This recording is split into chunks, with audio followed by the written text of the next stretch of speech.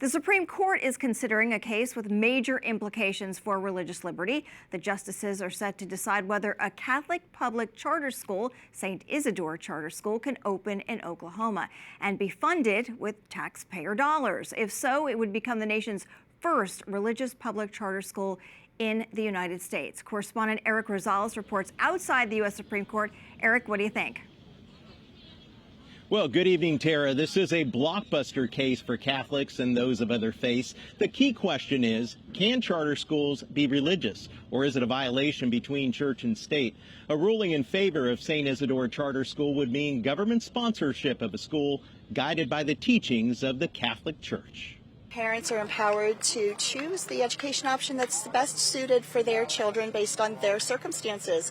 And if that is within the religious context, then I think that needs to be supported. The whole theory about separation of church and state really applies only to where the government is providing the education. Ordinary public school, ordinary district school, that's a government-run operation. They can tax. They've got politically elected officials.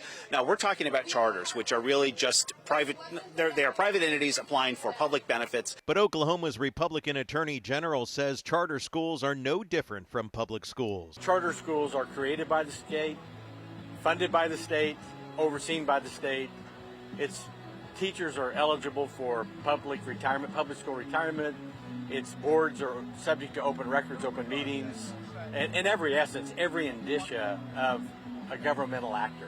Others, including Associate Justice Sonia Sotomayor, says it could force taxpayers to fund religious indoctrination and discrimination. If they decide to change their operation because they don't want to become religious, because they want a secular education, that he's open to an attack that they're being motivated by hostility to religion. So you'll be back in another free exercise claim. Chief Justice John Roberts appears to hold the deciding vote because Justice Amy Coney Barrett recused herself.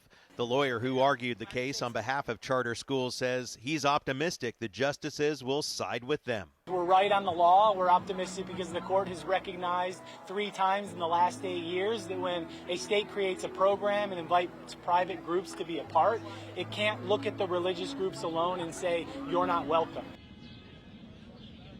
This case will have major implications for the future of public charter schools and, even for that fact, parochial schools. Several Republican senators filed amicus briefs to the High Court supporting the Catholic charter school.